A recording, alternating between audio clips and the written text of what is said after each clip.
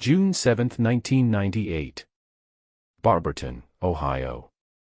A little girl wakes up in the dark. Her name is Brooke. She is 6 years old. Her neck is bleeding. Her face is swollen. She can barely breathe.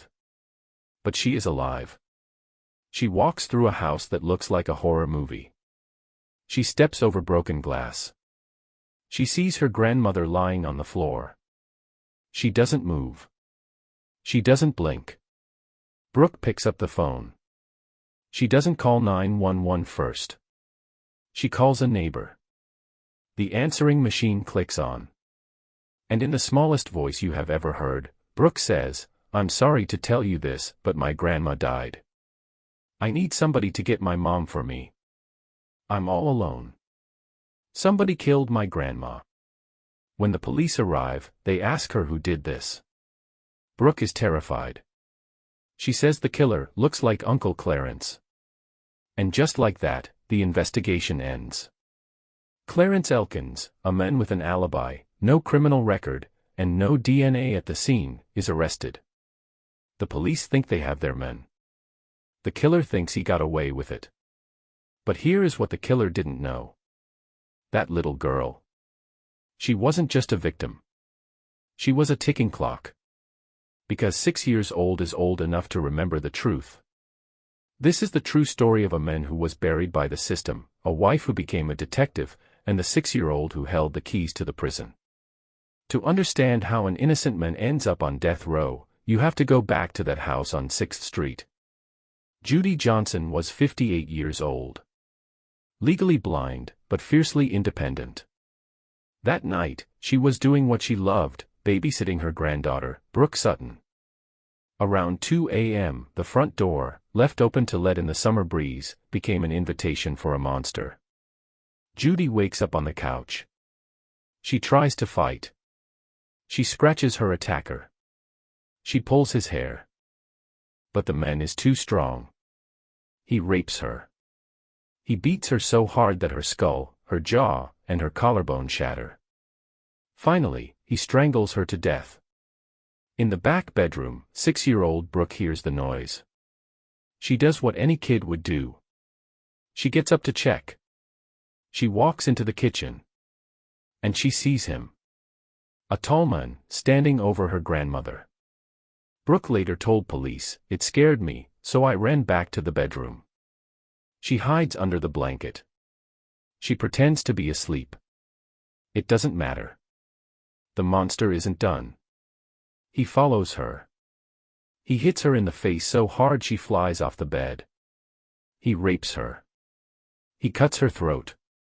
He leaves her for dead in a pool of her grandmother's blood. But he makes a mistake. He assumes a 6-year-old is fragile. He assumes she will stay unconscious. He is wrong. Hours later, just as the sun is rising, Brooke opens her eyes. She shakes her grandmother. She yells at her. But Judy won't wake up. So, covered in bruises, wearing an oversized pink nightgown, Brooke walks out the front door. She walks 2 houses down. She knocks on the door of a woman named Tonia Braziel. This is where the story breaks bad. Tonia Braziel opens the door. She sees a bleeding, traumatized child on her porch. And she says, "Not yet." She tells Brooke to wait outside.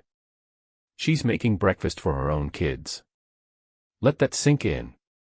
A 6-year-old murder survivor is standing on your porch, bleeding, and you make her wait for 45 minutes. When Tonia finally drives Brooke home, the interrogation begins.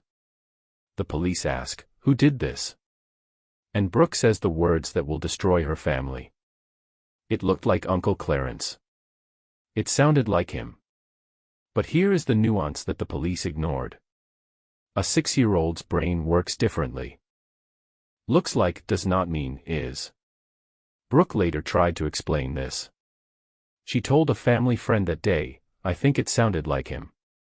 She expressed doubt immediately. But the adults weren't listening. They heard a name. They ran with it. Clarence Elkins is arrested. He is 35 years old. He works as a press operator. He has no violent history. His wife, Melinda, is shattered. The victim is her mother. The accused is her husband. But she has no doubt, Clarence is innocent. Why? Because of science. And timing. The crime scene in Barberton is a bloodbath. Judy fought for her life. There is DNA everywhere. Hairs. Fluids. A bloody fingerprint on the door frame. If Clarence did it, his DNA would be there. But it isn't. Not a single hair matches Clarence. Not a single drop of his blood is found. In fact, a hair found on Judy's body is explicitly excluded as belonging to Clarence. Not only that, Clarence has an alibi. He was bar hopping 40 miles away. He got home around 2:40 a.m. His wife saw him. His neighbors saw him. The attack happened between 2:30 and 5:30 a.m. The drive is over an hour. The math doesn't work. You would think this would be enough to stop a prosecution. But it wasn't. Because they had Brooke. The trial happens in 1999. The prosecutor puts a 7-year-old Brooke on the stand. She is the star witness. The only witness. The prosecution paints a picture of a family drama. Clarence hated his mother-in-law. He thought she was meddling in his marriage. So he snapped. But that motive falls apart when you consider the sexual violence. Why rape your mother-in-law? Why rape a child? It doesn't fit the family dispute narrative. Brooke sits in the big wooden chair. Her feet don't touch the floor. The prosecutor asks, "Are you sure?" Brooke looks at the jury. She scrunches up her face to show how mean the killer looked. She says, "Yes, because of his face." It is heartbreaking testimony. The jury cries.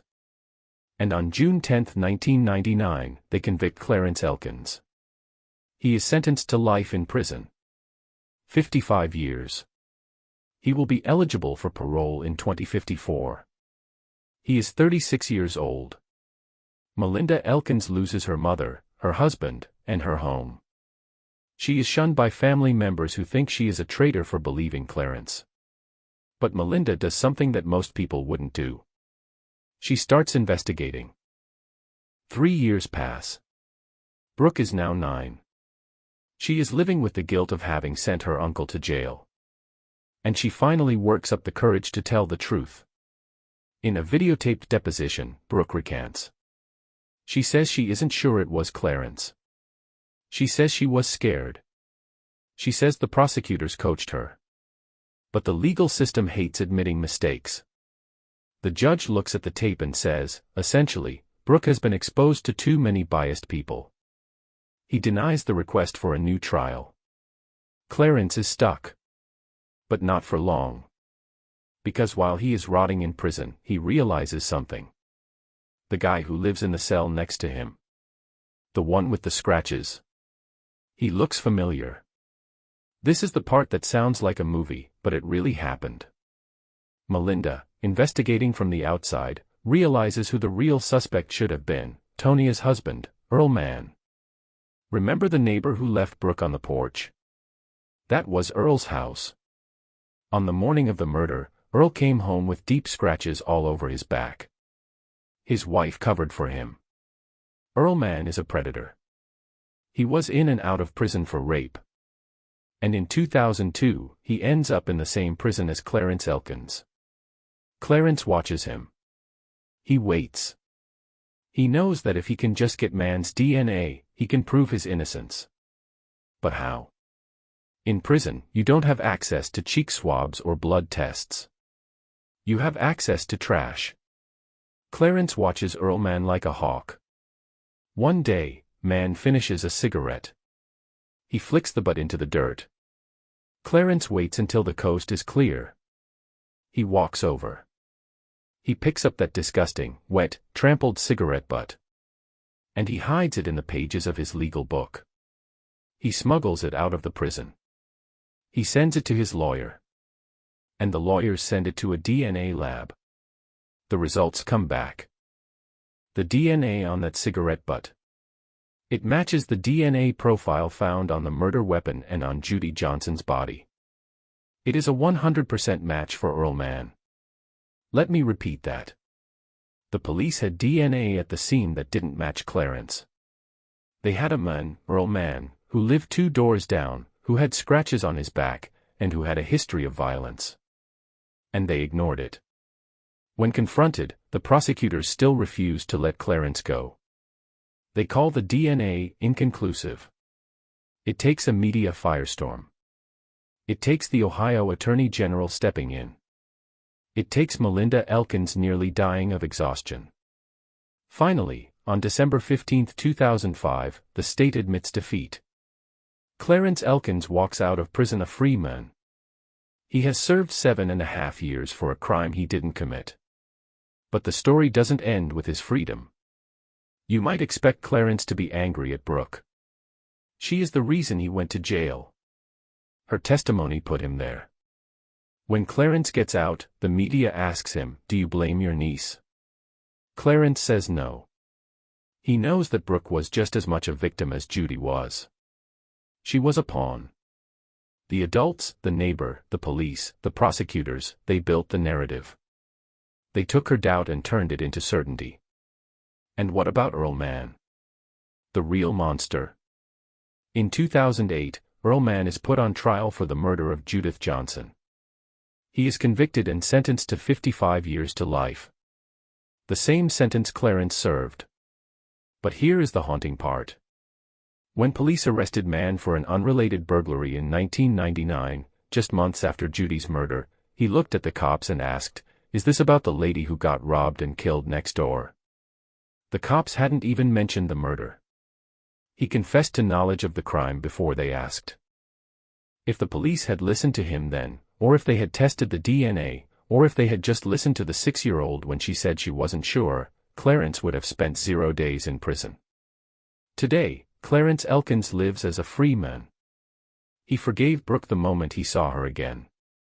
He said, "You are a brave girl." Brooke is now an adult. She has to live with the knowledge that the system used her fear to imprison an innocent man. This case is a warning. It tells us that eyewitness testimony, especially from a child, is not a perfect science. It tells us that police get tunnel vision. But it is also a story of perseverance. A story about a wife who refused to give up. An uncle who refused to hate. And a 6-year-old who, despite being silenced, ignored, and traumatized, held the truth inside her until the world was finally ready to listen. The killer thought he got away with murder. He didn't count on the little girl in the pink nightgown. Thanks for listening.